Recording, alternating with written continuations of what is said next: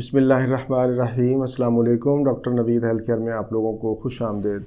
امید ہے ویورز آپ سب لوگ خیریت سے ہوں گے۔ آج کا ہمارا پروگرام دانتوں کی صفائی کے بارے میں ہے۔ دانتوں کی حفاظت کس طرح کی جائے۔ خوبصورت چہرے کے ساتھ ساتھ خوبصورت دانت بھی انتہائی دلکش اور حسین نظر آتے ہیں۔ دانتوں کی حفاظت بھی اتنی ہی ضروری ہے جتنی چہرہ کی۔ دانتوں کی مناسب صفائی اور دیکھ بھال نہ کرنے کی وجہ سے بہت سی بیماریاں جنم لیتی ہیں، جن میں مسوڑوں کی سوجن، درد کا ہونا، گرم یا ٹھنڈا لگنا، منہ سے بدبو کا آنا، مسوڑوں سے خون کا نکلنا۔ نہ صرف یہ بلکہ برطانوی سائنسدانوں کا کہنا ہے کہ دانتوں کی صفائی نہ کرنے سے دل کی بیماری میں مبتلا ہونے کے امکانات زیادہ ہوتے ہیں۔ یہ پہلا موقع ہے کہ سائنسدانوں نے دانتوں کی صفائی اور دل کی بیماری کے باہمی تعلق پر کام کیا۔ سائنسدانوں کا یہ کہنا ہے کہ دانت صاف نہ کرنے کی وجہ سے منہ میں سوجن پیدا کرنے والے بیکٹیریا خون میں شامل ہو کر انسانی وریدوں کو تنگ کر دیتے ہیں یا بند کر دیتے ہیں۔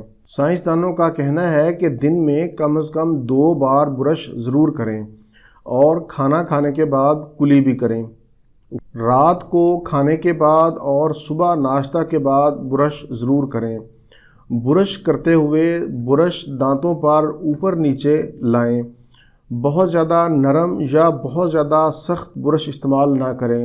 کھانا کھانے کے بعد خلال ضرور کریں، کیونکہ دانتوں کے اندر ایسے ذرات پھنس جاتے ہیں جو برش سے نہیں نکلتے۔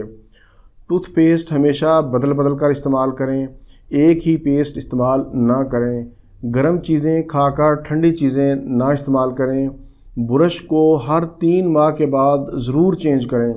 دانتوں کی چمک اور خوبصورتی بڑھانے کے لیے دودھ، انڈے، سبزیاں اور پھلوں کا استعمال کریں۔ سگریٹ، پان، چائے، کافی کا استعمال کم کریں یا نہ کریں۔ چائے یا کافی کے استعمال کے بعد کلی ضرور کریں۔ دانت ہماری صحت اور بیماری کا گیٹ وے ہیں۔ اگر دانت صاف اور صحت مند ہیں تو ہمارا جسم بھی صحت مند رہے گا۔ اگر دانت گندے ہیں، ان کی صفائی کا خاص خیال نہیں ہے تو آپ کو طرح طرح کی خطرناک بیماریاں لاحق ہو سکتی ہیں۔ ویورز، یہ تو تھا میرا آج کا پروگرام۔ انشاءاللہ اگلے آنے والے پروگراموں میں دانتوں کی بیماریاں اور ان کے علاج پر بھی بات کروں گا۔ امید ہے میرا آج کا یہ پروگرام آپ کو پسند آئے گا۔ اسی کے ساتھ ہی آپ لوگوں سے اجازت چاہوں گا۔ اللہ حافظ، والسلام۔